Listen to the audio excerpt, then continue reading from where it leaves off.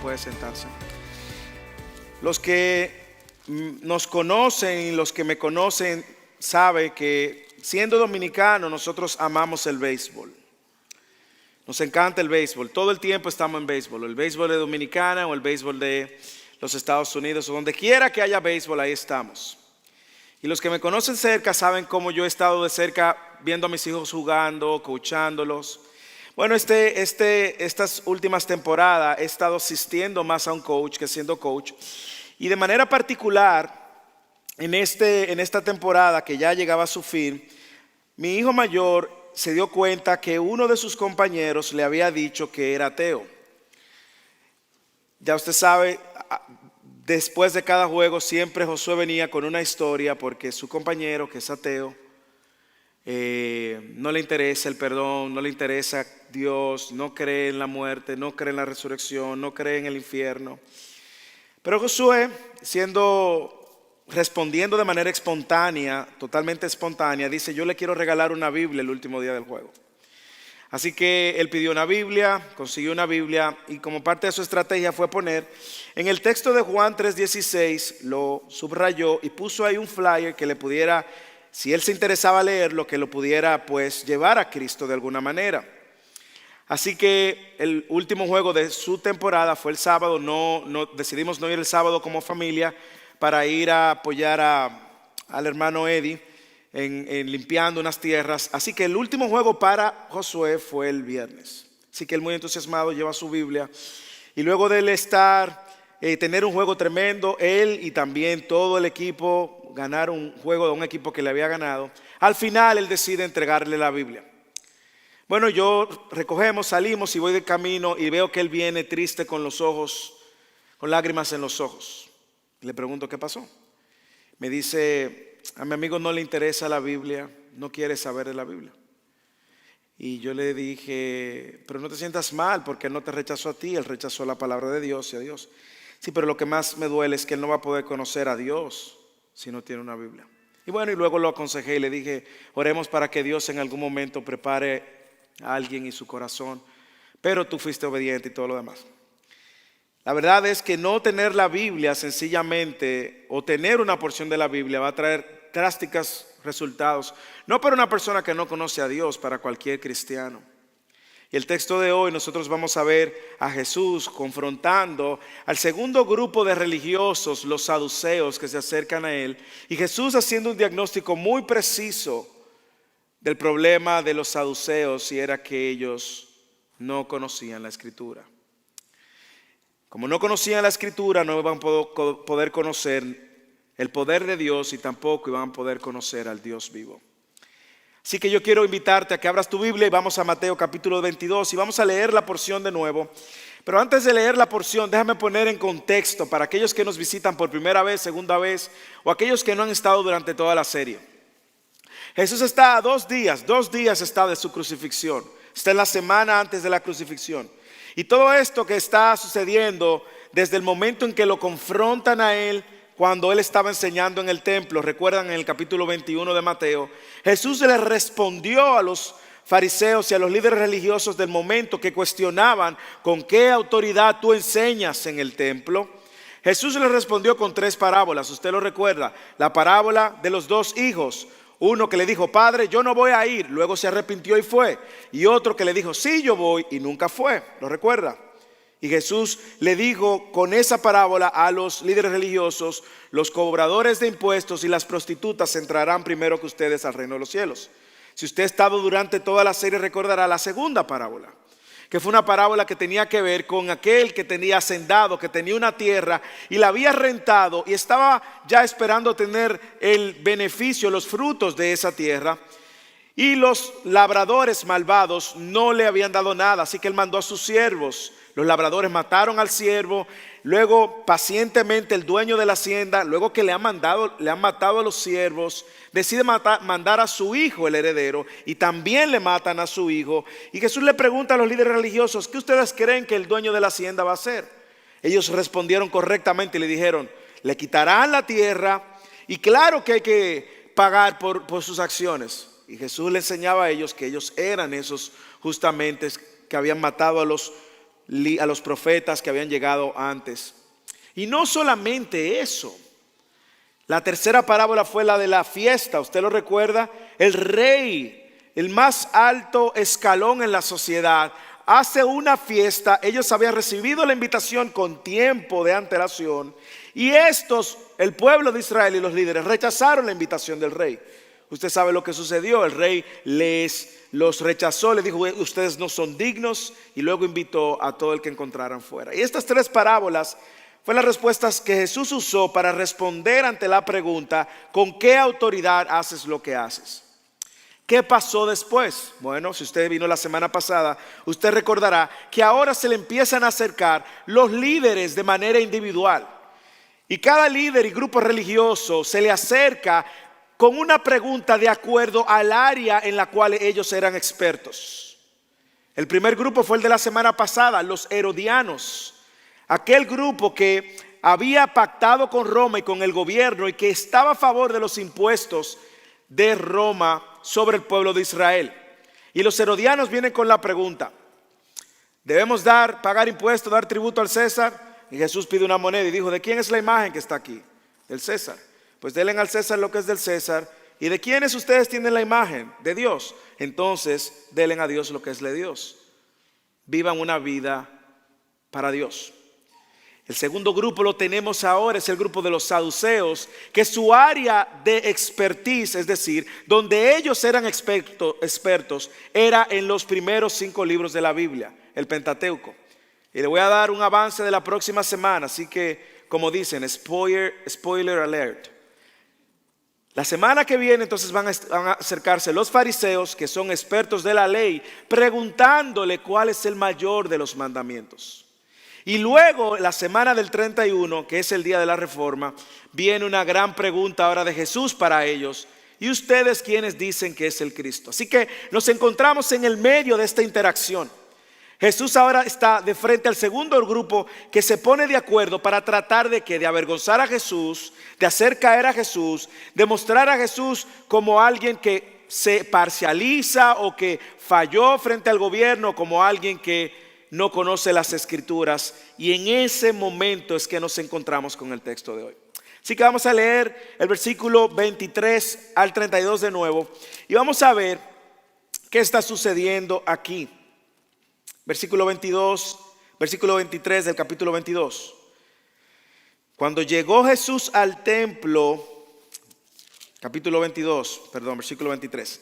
Ese día se le acercaron algunos saduceos. ¿Quiénes son los saduceos? Los que no creen, los que dicen que no hay resurrección. Y le preguntaron, diciendo: Maestro, Moisés dijo: si alguno muere sin tener hijos, su hermano como pariente más cercano se casará con su mujer y levantará descendencia a su hermano. Ahora bien, había entre nosotros 7 hombres y el primero se casó y murió, pero no teniendo descendencia le dejó la mujer a su hermano.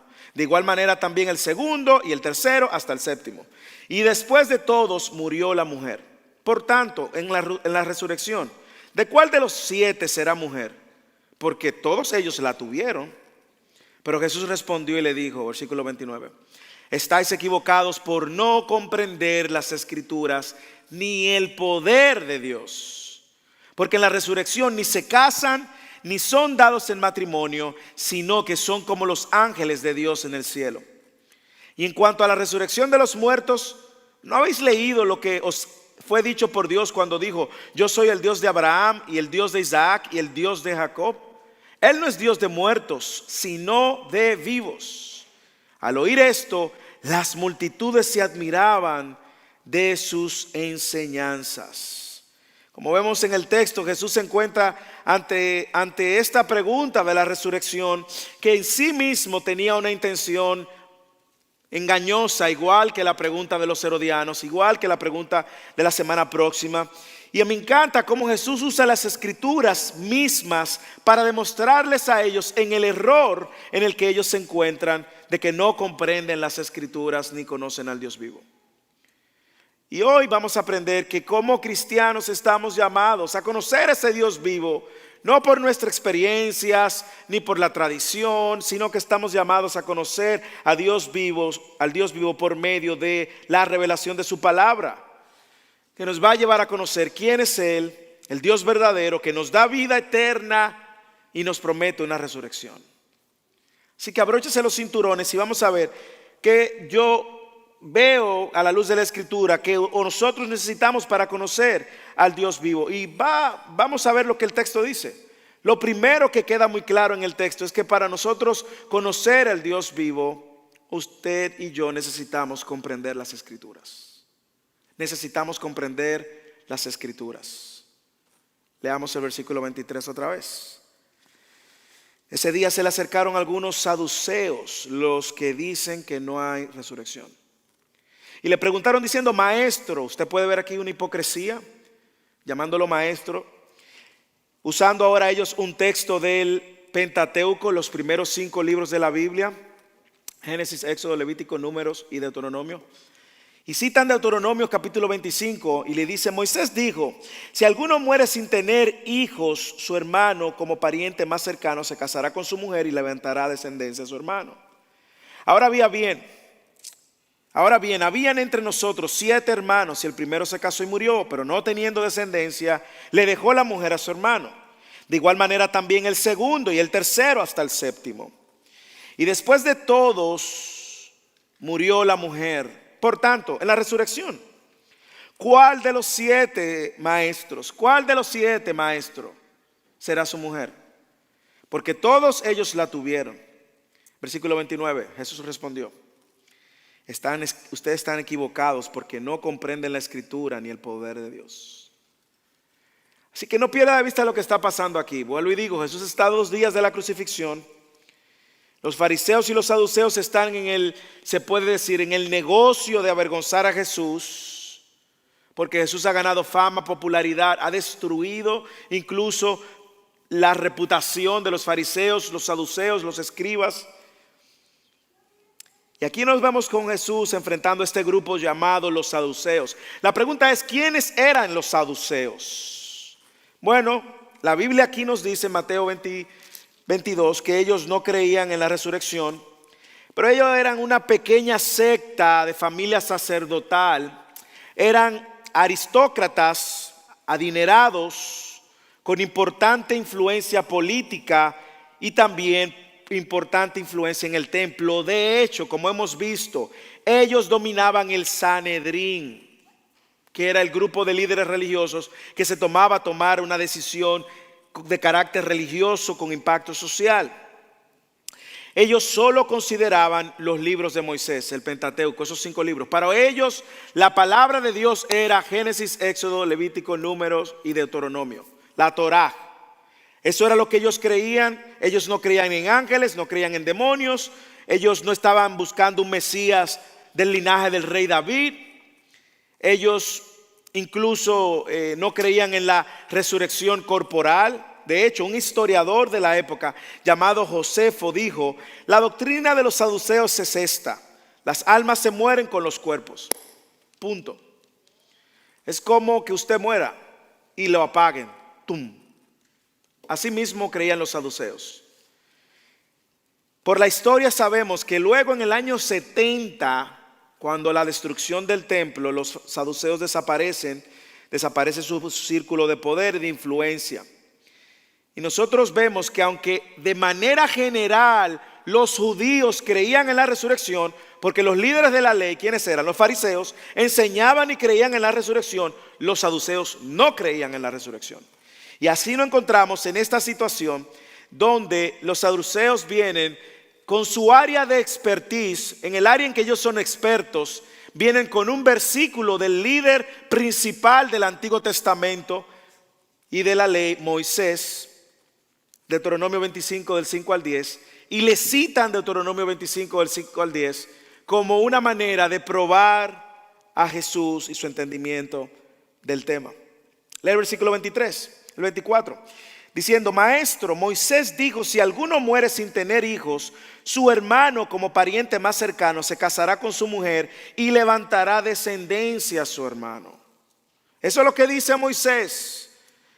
el mayor líder y exponente del Antiguo Testamento, el que recibió el pacto de la ley, el que recibió y tuvo un encuentro en la zarza ardiente, aquel al que Dios le habló desde la zarza ardiente, aquel libertador del pueblo de Israel que estuvo esclavo por 400 años. Vamos a ver, ¿qué dices de lo que dijo Moisés? Y déjame ahora, y ellos traen esta pregunta que viene como en forma de parábola. ¿Qué tal si un hombre, a la luz de lo que dijo Moisés, se casa, muere y no tiene hijos? Su hermano se muere y no tiene hijos. Y así el segundo y el tercero, el cuarto, el quinto. Si yo fuera el séptimo hermano, el sexto, mire hermano, yo con esa señora no me acercara, pero aquí está el sexto hermano, se muere, el séptimo se muere y después Jesús se muere ella. En el cielo, en la resurrección, vamos a ver, Jesús, ¿de quién será el esposo de ella? Y me encanta porque Jesús no solamente aclara dos aspectos, y lo vamos a ver más adelante, en el tema del cielo y la resurrección, sino que lo que dicen algunos historiadores es que los saduceos y los fariseos habían tenido discusión en el tema. Los fariseos creían en la resurrección, los saduceos no creían en la resurrección, y los fariseos nunca pudieron demostrarle a los saduceos de la resurrección. Nunca pudieron, dicen algunos historiadores. Así que vienen a Jesús tratando de avergonzarle. Vienen a Jesús con un texto del Antiguo Testamento, de la Torá. Y algunos eruditos que van más lejos dicen que los saduceos solamente creían que esos 5 libros eran la palabra de Dios. Lo demás podía ser un comentario, pero ellos no, ni lo leían ni lo estudiaban. ¿Cuál es el problema que Jesús ve aquí?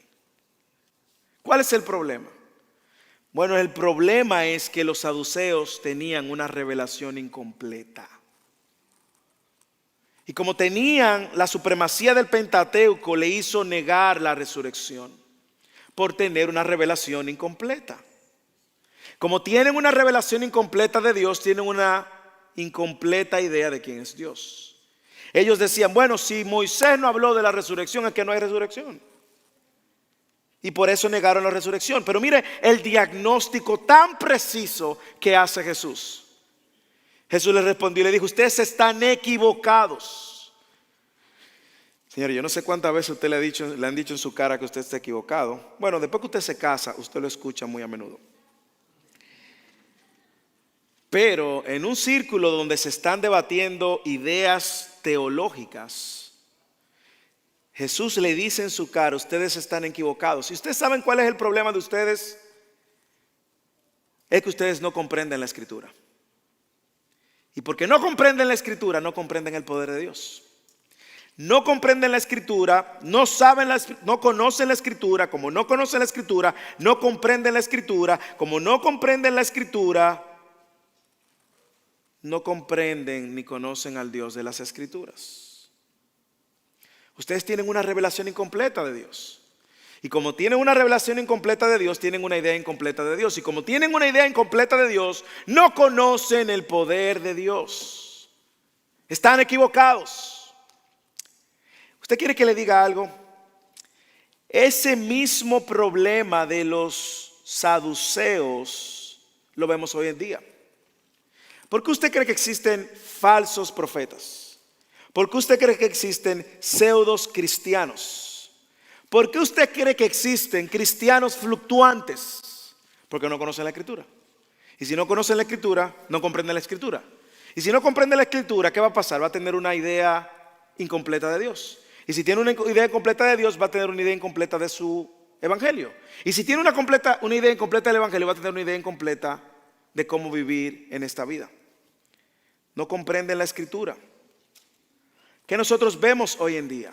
Bueno, hoy nosotros vemos las personas que no comprenden la Escritura porque toman de la Escritura lo que les conviene. Vemos en nuestra sociedad una cultura que crea su propia versión de Dios, ¿sí o no? Tienen una versión customizada de Jesús. Y creen que el Dios del Antiguo Testamento no tiene nada que ver con el Dios del Nuevo Testamento. Y rechazan al Dios del Antiguo Testamento porque parece que es un Dios de juicio. Y le prefieren al Dios que solo me da amor. Pero no quieren al Dios que disciplina el pecado o que condena al pecador. ¿Cuál es el resultado? Una idea incompleta de Dios, como resultado de ver la Escritura incompleta. No comprender la Escritura, no conocer la Escritura, no atesorar y comprometerse con la Escritura, escucha hermano, hermana, va a desarrollar una visión defectuosa de quién es Dios. Va a desarrollar una visión defectuosa de quiénes somos nosotros. Va a desarrollar una visión defectuosa de cuál es el plan de Dios, de cuál es la voluntad de Dios, de cuál es el plan de salvación. Va a desarrollar una visión defectuosa de todo. Usted quiere ver un cristiano que anda defectuosamente, es porque tiene una visión defectuosa de Dios, que viene como resultado de tener una visión defectuosa de su palabra. Jesús se lo dijo, ustedes están mal, porque no comprenden la Escritura y no comprenden el poder de Dios. Y como nosotros hemos visto, y por eso es el compromiso que tenemos semanalmente con el Instituto Fidelis los miércoles, con los grupos de crecimiento durante la semana, con fundamentos los domingos en la mañana, con la reunión de pareja, la reunión de hombres, la reunión de damas. ¿Usted sabe para qué eso? Es para no tener una visión defectuosa de Dios y poder comprender las Escrituras, porque las Escrituras revelan a Dios mismo. Las Escrituras van a revelar el carácter de Dios. Las Escrituras van a revelar los atributos de Dios. Las Escrituras nos van a revelar que el hombre es pecador y le ha fallado Dios. Y que por causa del pecado el hombre está destituido de la gloria de Dios. Las Escrituras nos van a revelar la incapacidad que el hombre tiene de salvarse por sí mismo y la necesidad de un Salvador. Y Cristo como el único Salvador. Más aún, las Escrituras nos revelan la voluntad de Dios. Y las Escrituras nos revelan, escuche bien, la promesa, no solo para esta vida, sino la promesa de resurrección después de la muerte. Nos revelan el poder de Dios para ahora y para el futuro. Por eso es que Jesús le dice, ustedes están equivocados. Ustedes no van a poder conocer al Dios de los vivos si no conocen las Escrituras. No van a poder conocer su poder. Y ese es el segundo punto. Segundo punto tiene que ver justamente con conoce al Dios de los vivos. Conoce al Dios de los vivientes. Lea el versículo 29 al 32 de nuevo. Pero Jesús respondió y les dijo: están equivocados por no comprender las Escrituras ni el poder de Dios. Porque en la resurrección ni se casan ni son dados en matrimonio, sino que son como los ángeles de Dios en el cielo. Y en cuanto a la resurrección de los muertos, ahora viene Jesús con una pregunta que no cayó bien, ¿No habéis leído lo que os fue dicho por Dios cuando dijo: yo soy el Dios de Abraham, el Dios de Isaac y el Dios de Jacob? Él no es Dios de muertos, sino de vivos. Y al oír esto, las multitudes admiraban sus enseñanzas. Luego de que Jesús le hace el diagnóstico y va directo al corazón, ustedes tienen un problema. Y es un problema de entendimiento, es un problema de comprensión. Ahora Jesús le corrige el problema que ellos tienen de cara al cielo y a la resurrección. Y les quiere dejar claro de que el cielo no es una extensión de lo que nosotros, los placeres de este mundo, no. De hecho, Él les deja claro que el cielo no será necesario en el matrimonio. Yo sé que algunos quizás están un poco tristes. Ay, no va a haber matrimonio. No, porque todo cristiano casado con una cristiana, cuando se mueran, pasan a ser hermanos en Cristo por la eternidad. Algunos quizás tan tristes, otros tan felices. Wow, me voy a librar de esto. Yo espero que ese no sea el caso suyo. Pero por lo menos algunos se van a librar de la suegra, eso sí.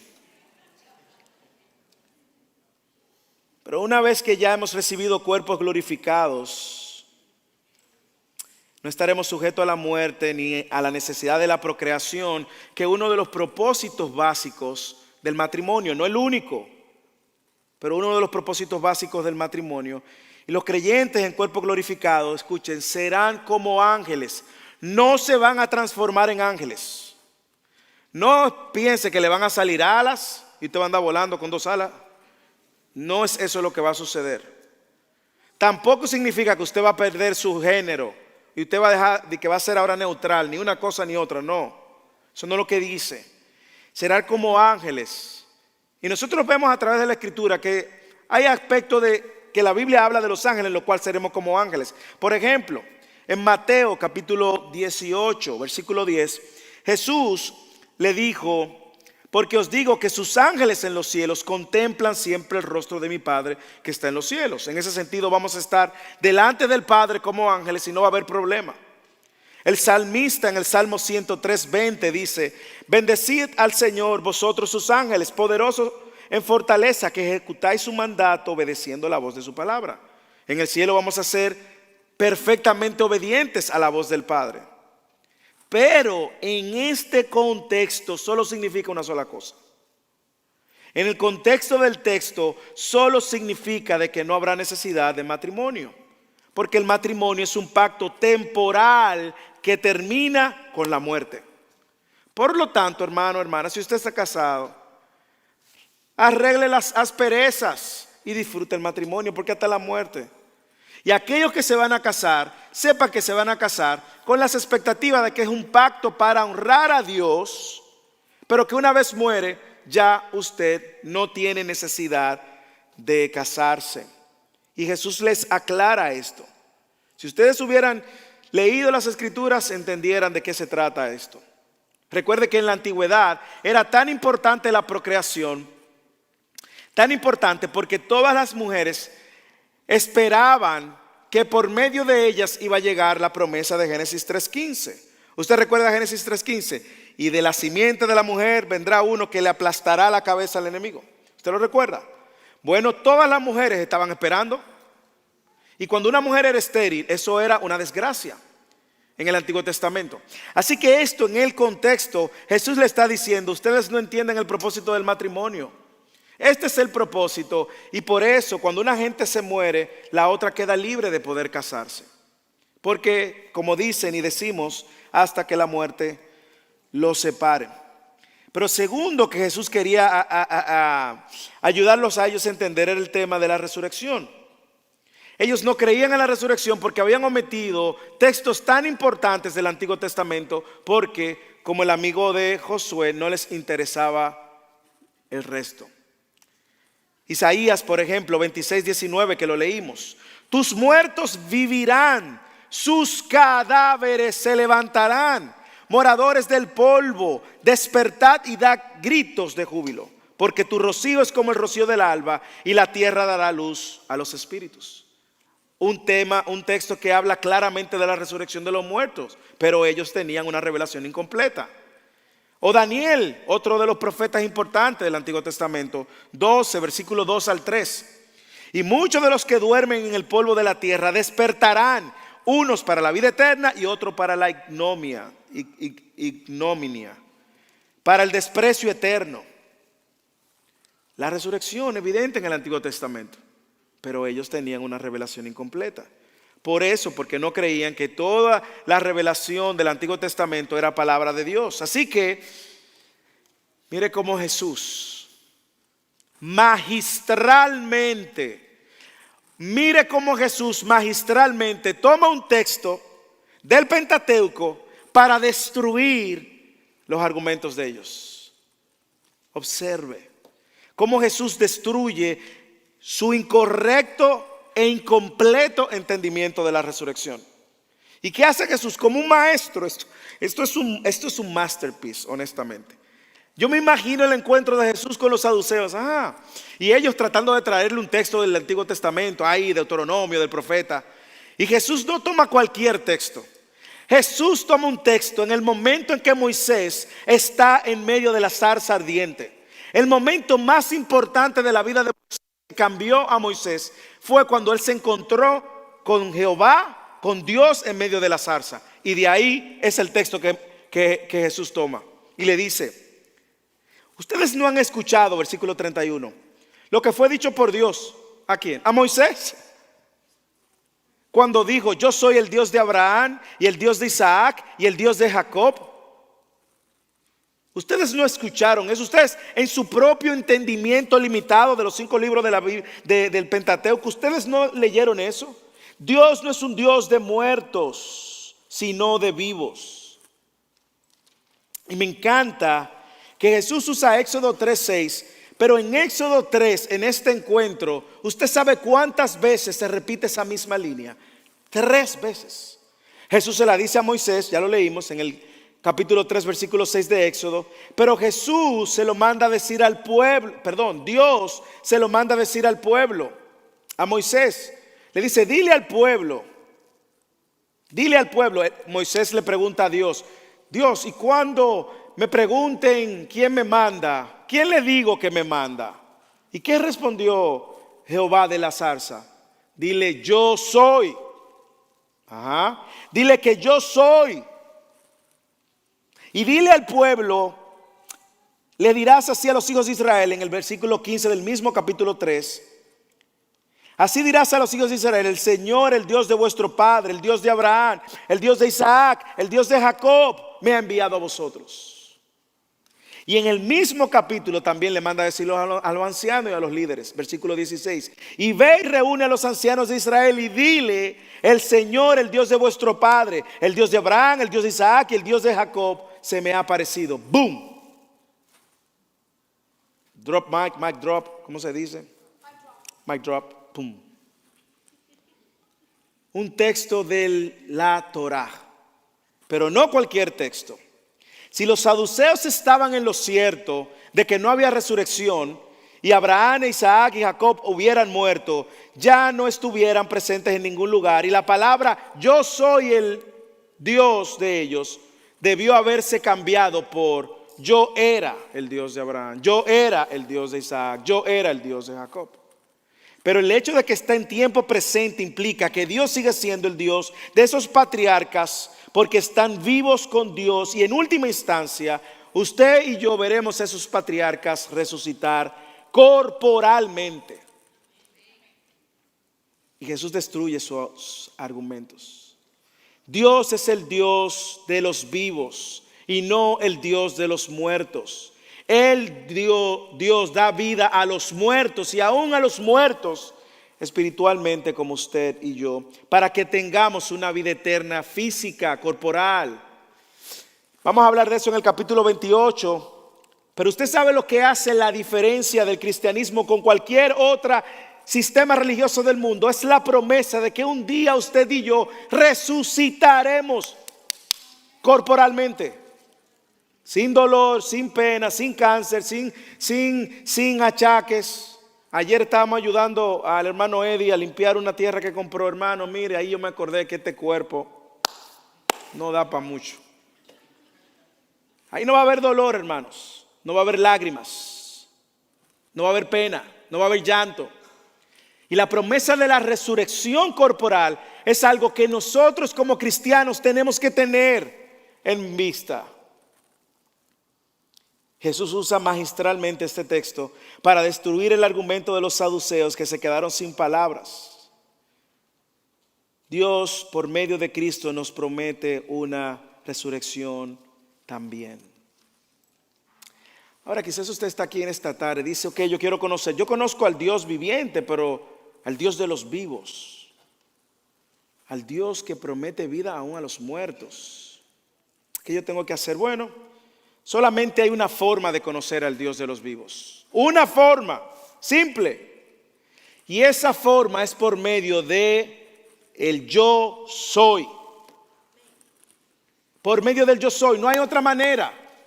El yo soy dijo en Juan capítulo 14: yo soy el camino, la verdad y la vida, y nadie viene al Padre si no es por mí. Solo hay una manera. Y solo hay una manera de nosotros poder conocer acerca de la promesa de la resurrección. Solo hay una manera. ¿Usted sabe cuál es? Por medio del yo soy. El que dijo: yo soy la resurrección y la vida. El que cree en mí, aunque esté muerto, vivirá. Y todo el que vive y cree en mí no morirá eternamente. ¿Cree usted eso? Yo no sé si usted cuando lee ese versículo puede darse cuenta de tres cosas. Uno, la existencia después de la muerte. Usted va a morir, pero usted continúa en existencia. Eso es claro. Lo segundo que queda claro en el texto es que usted puede estar vivo hoy. Y si no tiene a Cristo, es un muerto viviente. ¿Usted ha visto la serie Walking Dead? Usted anda vivo, pero espiritualmente está muerto. Y si mueres en esa condición, vas a morir eternamente. Vas a resucitar para vivir una muerte eterna que no cesa. Y lo tercero que ese versículo de el yo soy la resurrección nos enseña, hermanos, es que usted puede estar muerto, pero si murió en Cristo, sepa que usted tiene vida. No porque lo digo yo, lo dijo Cristo. Yo soy la resurrección y la vida. El que cree en mí, aunque esté muerto, vivirá. ¿Usted cree eso? Hermanos, déjenme terminar con algunas aplicaciones que van a venir de modo de preguntas. La primera pregunta es: ¿usted conoce la Escritura? ¿Usted conoce una porción de la Escritura? ¿Usted conoce algunos versículos de las Escrituras? Pero usted conoce la Escritura. Usted sabe que la responsabilidad de conocer la Escritura es una responsabilidad de todo cristiano, que no es una responsabilidad de líderes, de pastores. No. Usted sabe que si usted es cristiano, usted está llamado a conocer la Escritura. Segunda de Timoteo capítulo 2 versículo 15. Procura presentarte a Dios como un obrero aprobado, que no tiene de qué avergonzarse y que maneja la palabra de verdad con precisión. Hermano, ¿usted conoce la Escritura? ¿Usted comprende la Escritura? ¿Usted escudriña la Escritura? ¿Usted tiene un encuentro diario con la Escritura? ¿O solamente usted tiene un encuentro cuando viene los domingos, cuando viene? Imagínense, yo sé que muchos de nosotros por la hora tenemos un poco de hambre. Algunos más, algunos menos. Pero imagínense que nada más usted y yo nos alimentáramos una vez a la semana. Los domingos, 40 minutos, 45 minutos. Y cuando el pastor se le va la mano, 50 minutos. Y que usted no volviera a comer hasta que usted, cuando decida volver, vuelva. ¿Cuál entiende usted que va a ser el estado físico de usted en unos años? Hermanos, el llamado a conocer las Escrituras es por nuestro bien. Nos va a ayudar en tantas maneras. Nos va a dar un correcto entendimiento de quién es Dios. Nos va a dar el entendimiento correcto del matrimonio. Nos va a dar el entendimiento correcto de el divorcio, de la paternidad, de la crianza de nuestros hijos, de relacionarnos aún con aquellos que nosotros no toleramos. Nos va a dar un correcto entendimiento de cómo yo debo de ser cristiano en mi trabajo, de cómo yo debo de servir a mi comunidad, de cómo yo vivo en medio de la iglesia. Nos va a dar un correcto entendimiento de la iglesia, de por qué la iglesia, por qué vengo a reunirme a adorar al Señor, por qué el discipulado, por qué. Estudiar las Escrituras nos va a dar un correcto entendimiento de Dios y su palabra y su voluntad. Nos va a ayudar a identificar lo verdadero de lo falso y no ser tan vulnerables de seguir falsos profetas, apóstoles y toda la locura. Nos va a dar una clara evidencia de la voluntad de Dios, nuestra santificación, dice Primera de Tesalonicenses, de mi soltería. ¿Usted conoce la Escritura? La Biblia dice que la Escritura es la palabra de Dios y no nos conformemos con ser alimentados una sola vez por semana. Esfuércese, hermanos. Y yo le doy gracias a Dios porque nosotros en First Serving tenemos muchos venues, muchas maneras de que podemos conocer la Escritura. El instituto los miércoles. Hermano, estamos ahí, despacio, sin prisa y sin pausa. Ahí vamos, ya terminamos con Proverbio, Eclesiastés, Cantar de los Cantares. El miércoles empezamos con los profetas mayores. Los grupos de crecimiento se reúnen una vez, 2 veces al mes, ahí a masajear el mensaje, a masticar el mensaje. Las damas, los segundos sábados de cada mes se reúnen. ¿Cómo nosotros podemos tener un entendimiento correcto de la feminidad bíblica? Los hombres, los tercer sábado de cada mes, que es a las 6 de la mañana, 6:30, es difícil, sí. Pero ahí estamos aprendiendo cómo luce la masculinidad bíblica. Los últimos domingos de cada mes, la reunión de parejas. Ahí aprendiendo con nuestros defectos y nuestra lucha, aprendiendo cómo llevar adelante un matrimonio que honre a Cristo, hermanos. No tenemos excusas. Pero usted conoce la Escritura. A veces como cristianos adoptamos la misma actitud que el amigo de Josué, cuando Josué le llevó la Biblia. Le dijo claramente, sin cortesía: a mí no me interesa ni necesito la Biblia. Y probablemente como cristianos nosotros no lo verbalizamos, pero con nuestras acciones sí. Probablemente nosotros no nos oponemos directamente, pero con nuestras acciones sí. Con nuestra pasividad sí. Con nuestra dejadez sí lo hacemos. Quiera Dios que nuestro corazón se voltee a conocer más acerca de Dios a través de la Escritura. El salmista en el Salmo 119, versículo 10 dice: cuán dulces son a mi paladar tus palabras, más que la miel a mi boca. Segunda pregunta, iglesia: ¿usted conoce el poder de Dios? ¿Usted conoce el poder de Dios? Y en el contexto de la conversación, nosotros sabemos que Jesús le está hablando de la resurrección a ellos. Ustedes no conocen de eso. Ustedes no conocen, tienen una revelación incompleta. Pero usted sabe, hermano, escuche esto. Usted sabe que el mismo poder que resucitó a Cristo de entre los muertos, escuche, el mismo poder, el mismo espíritu que levantó a Cristo de entre los muertos es el mismo espíritu que mora en usted. Usted lo sabe eso. Pero no me crea.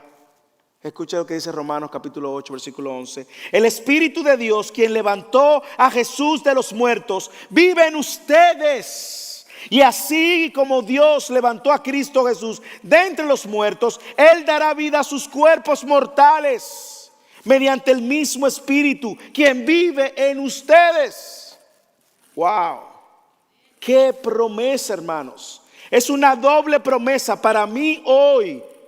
Cuando estoy ahí triste, cuando estoy débil, cuando caí, cuando fallé ahí. Pero esa promesa está ahí, me sostiene. Aunque yo lo sienta, no lo sienta, lo crea, no lo crea. Si usted es cristiano, el Espíritu de Dios me sostiene. Y me encanta la pregunta que Jesús le hizo a Marta y a María cuando Jesús dijo: yo soy la resurrección y la vida. Él le dijo: ¿usted cree eso? Y usted lo cree, hermanos. ¿Usted cree Romanos 8:11? Que el mismo Espíritu que levantó a Jesús de los muertos es el que mora en ti. Y más aún, el que me promete levantarme a mí después de la muerte. Si hay algo que COVID-19 ha revelado, es el temor que los cristianos le tienen a la muerte. Increíble. Hermanos, yo sé que la muerte es un desafío, pero la muerte es lo que Dios dice o no es. Y para el cristiano la muerte es una transición. Y no me malentiendan. Yo no estoy diciendo que nosotros nos descuidemos y que no nos protejamos. No, yo no estoy diciendo eso. Lo que yo estoy diciendo es que nosotros no somos dirigidos por el temor. Nosotros somos sostenidos por sus promesas. Y si Él dice que llegó mi día de partir, hermano, mire, recíbalo con gozo, que de aquel lado de la muerte le espera Cristo. Y cuando Él retorne, usted va a resucitar corporalmente, con un cuerpo glorificado. ¿Cómo luce? No lo sé. No sé si con un cuerpo fit, aquello que se le ha caído el pelo con pelo, no sé. Pero hay esperanza. Hay esperanza. Pero la promesa de la resurrección es verdadera. Y espere Mateo 28 que vamos a hablar de eso. ¿Usted conoce el poder de Dios? ¿Usted conoce y cree en el poder de Dios? El poder de Dios incluso para salvar al peor de los pecadores. Hermano, si Dios lo salvó a usted, me salvó a mí. ¿Usted cree que Dios tiene el poder para salvar al peor de los pecadores? Si usted lo cree, no se canse de compartir el evangelio y orar por el peor de los pecadores. Pero cuando nosotros ignoramos y bajamos la guardia con una persona que no conoce de Cristo, le estamos diciendo, no me importa que te vaya al infierno. Y yo no estoy diciendo con eso que tenemos que estar como un fanático. No, no. Ya usted le compartió el evangelio, ahora ore. Deje que Dios obre. Y cuando esa persona venga otra vez, usted vuelve y le comparte. Y ore. Pero muchas veces nosotros somos muy negligentes en compartir el evangelio porque no creemos que Dios puede salvar y sacar de un muerto espiritual a la vida.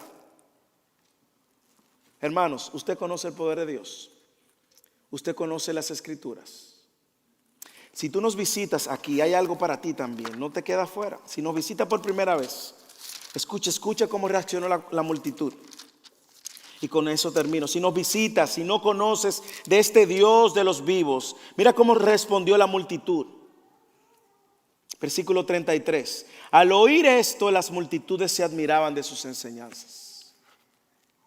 Pero como ya hemos escuchado en sermones anteriores, esa misma multitud que admiraba al ver a Jesús y escuchar a Jesús, en 2 días, los próximos 2 días, va a venir y a gritarle, crucifíquenle, crucifíquenle. Porque no es suficiente con que admires a Jesús. Jesús demanda todo. Él demanda ser tu Señor y Salvador. Y Él demanda que te rindas a Él. ¿Cómo me rindo, pastor? Primero reconoce tu necesidad. Eres un pecador, una pecadora que has ofendido a Dios y que necesitas un perdón eterno. Y ese perdón solamente ha sido provisto por medio de Cristo. Reconoce eso. Segundo, arrepiéntate de haberle ofendido. Es un Dios santo. Arrepiéntete. Corre al único medio, al yo soy el camino. Yo soy la puerta. Yo soy el pan de vida. Corre al yo soy. Y tercero, ríndete a su señorío. Vive para su gloria, no para la tuya. Hermanos, que el Señor nos ayude. Yo quiero que usted cierre sus ojos ahí por un minuto. Y antes de pararnos a responder en adoración, yo quiero que tú reflexiones de qué manera Dios ha hablado a tu corazón. De qué manera Dios está desafiando tu espíritu. Hermanos, la fe cristiana es verdadera. Y no es una invitación de una semana, de un fin de semana. Es una invitación para un estilo de vida. Y si tú estás aquí y no tienes a Cristo y quieres entregarte a Cristo, al final búscame. Búscame. Me encantaría orar por ti. Oremos. Padre, gracias por el recordatorio de tu palabra.